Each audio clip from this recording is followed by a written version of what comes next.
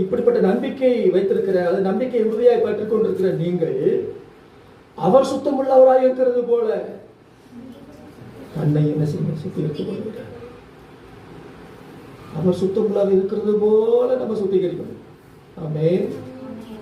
நம்முடைய பார்வைக்கு அவர் எப்படிப்பட்ட பரிசுத்தராய் இருக்கிறார் அந்த இதோட நம்ம ஒப்பிட்டு என்ன செய்யணும், நம்ம என்ன செய்யணும், ஆண்டவரே உம்மை போல மாற்றணும், உம்மை போல என்னை பரிசுத்தமாக்கும், நான் பரிசுத்தராய் இருக்கிறது போல நீங்களும் உங்கள் நடக்கைகள் எல்லாத்தையும் பரிசுத்தராய் அவரை போல பரிசுத்தம், அவரை போல பேச்சு, அவரை போல சிந்தனை, அவரை போல நடக்கை, அவரை போல மாறும். ஆமே.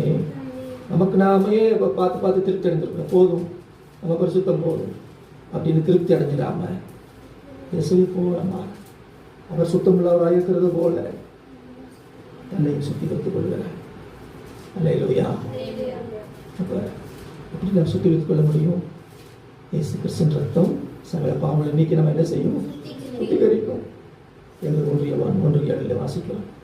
அப்ப சுத்திகரிக்கணும். அதே சமயத்தில் பரிசுத்தமான நடக்கை அவசியம்.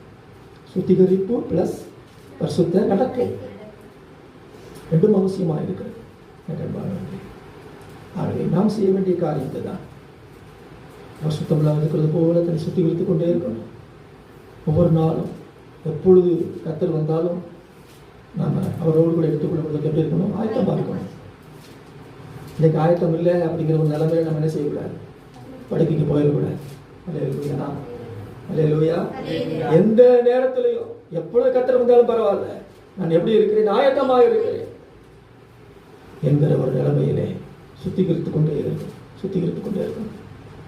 அடுத்த நாள் வரைக்கும் என்ன செய்யக்கூடாது? தள்ளிப்படக்கூடாது.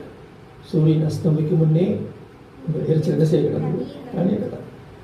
அன்னைக்கு கணக்குகள் அன்னைக்கு என்ன பண்ணி செட்ரேட் பண்ணிடணும். ஆமே. இந்த நாளுக்கு அதன் பாடு அன்னைக்கே செட் பண்ணிட்டு ஃப்ரீயாக என்ன செய்யணும்? நம்ம படுக்கைக்கு போகணும். எப்பொழுது இயேசு வந்தாலும் நான் பறப்பதற்கு எப்படி இருக்கிறேன்? ஆயத்தமாக இருக்கிறேன். ஆகவே அதை மறுநாள் வரை கொண்டு போக வேண்டாம். சுத்திகரித்துக் கொள்ளுங்கள். நாம் செய்ய வேண்டிய காரியங்கள் தான். அறிக்கையிடணும், மற்றவர்களுக்கு விவரித்து சொல்லணும், நம்ம சுத்திகரித்துக் கொண்டே இருக்கணும். ஏன்னா நமக்கு மகா பிரதாச நமக்கு இருக்கிறார். எவ்வளவு நமக்கு செய்திருக்கிறார், இன்றும் நமக்காக செய்து கொண்டே இருக்கிறார். ஆகவே நாளிலே நாமே மகா பிரதான ஆசாரியராக இயேசு கிறிஸ்து நம்மை அர்ப்பணிப்போம்.